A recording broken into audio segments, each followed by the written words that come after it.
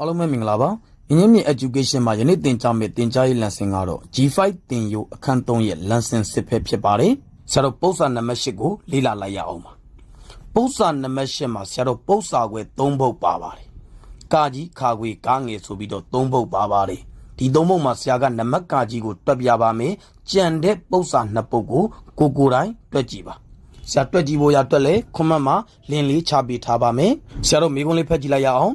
ပေးထားသောစတူယန်ကွက်များပေါ်တွင်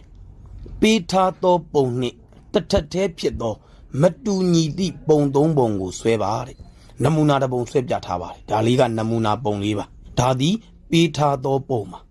ပုံတစ်ပုံနဲ့တစ်ပုံတထက်သေးဖြစ်တဲ့ထက်တူညီတယ်ဆိုတာဒီဆရာတို့ကအရွယ်အစားနဲ့ပုံတရံတူရင်တထက်သေးဖြစ်ပါတယ်ဒါလေးကထားတဲ့မူလပုံလေးပါအဲ့ဒီမူလပုံလေးနဲ့အရွယ်အစားနဲ့ပုံတရံတူတဲ့တထက်သေးဖြစ်စေသောမတူညီသည့်ပုံ3ပုံကိုဆွဲခိုင်းတာပဲဖြစ်ပါတယ်ဒီမှာသူကနမူနာပုံလေးတစ်ပုံဆွဲပြထားပါတယ်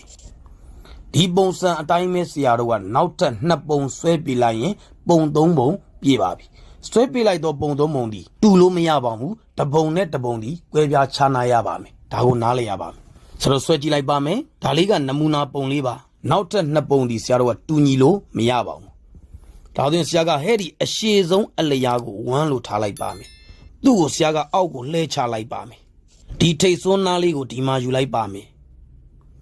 အဲ့ဒီကနေပြီးတော့ဆရာတို့ကဒီမှာပါ1ယူနစ်2ယူနစ်3ယူနစ်4ယူနစ်4ယူနစ်ကဒေါင်စွန်းကိုသွားရမှာပဲဖြစ်ပါတယ်ဒီထိတ်စွန်းမှတ်လေးကနေ4ယူနစ်ကဒေါင်စွန်းကိုသွားလိုက်ပါပြီဒါဆိုရင်ဆရာတို့ပထမအလျားရပါပြီနောက်တစ်ခါဆရာတို့ကဒုတိယအနားလေးဆွဲပါမယ်ဒုတိယအလျားဒီဆရာတို့ကအဖြောင့်ပါဒါကြောင့်အဖြောင့်ကိုဘယ်နှယူနစ်လဲဆိုရင်1ယူနစ်2ယူနစ်3ယူနစ်ပါဒါကြောင့်ဒီကနေဆရာ3ယူနစ်ယူရမယ်1ယူနစ်2ယူနစ်3ယူနစ်ပါဒါဒီဆရာတို့ကဒုတိယအလျားပါတတိယအလျားလေးက2ယူနစ်ကိုမှအဆောင်မှာသူကတောင်းပြက်လေးသွားပါတယ်ဒါဒီဆရာတို့ကတတိယအလျားပါနောက်ဆုံးအလျားကတော့ဆက်ပေးလိုက်ရင်ရပါပြီဒီရှင်းလင်းချက်ကိုနားလည်လိမ့်မယ်လို့ထင်ပါတယ်ဒါကမတူညီသောပုံတပုံရပါပြီနောက်ထပ်ဆရာတို့ကတပုံထက်ဆွဲပေးရပါမယ်ပထမအလျားလေးကိုဆရာဒီတောင်စွန်းလေးမှာတင်လိုက်ပါမယ်အဲ့ဒီတောင်စွန်းကလေ4ယူနစ်သွားရမှာပါ1ယူနစ်2ယူနစ်3ယူနစ်4ယူနစ်ပါအဲ့ဒီ4ယူနစ်ကိုဆရာတို့ကတောင်စွန်းကိုပဲသွားရမှာဖြစ်ပါတယ်ဒါကြောင့်ဆရာတို့ကပထမအလျားလေးဆွဲလိုက်ပါပြီဒါဒီပထမအလျားပါအဲ့ဒါပြင်ဆရာတို့ဒုတိယအလျားဒီအဖြောင့်မှာဒါလေးကဒုတိယအလျားပါအဖြောင့်ဘယ်နှယူနစ်လဲ3ယူနစ်ပါ1ယူနစ်2ယူနစ်3ယူနစ်ပါအဖြောင့်ကို3ယူနစ်ပါတတိယအနားဒီဆရာတို့ကတောင်းဖြက်2ယူနစ်ပါဒါတောင်းဖြက်2ယူနစ်ပါနောက်ဆုံးအနားကတော့ဆရာတို့ဆက်ပေးလိုက်ရင်ရပါပြီ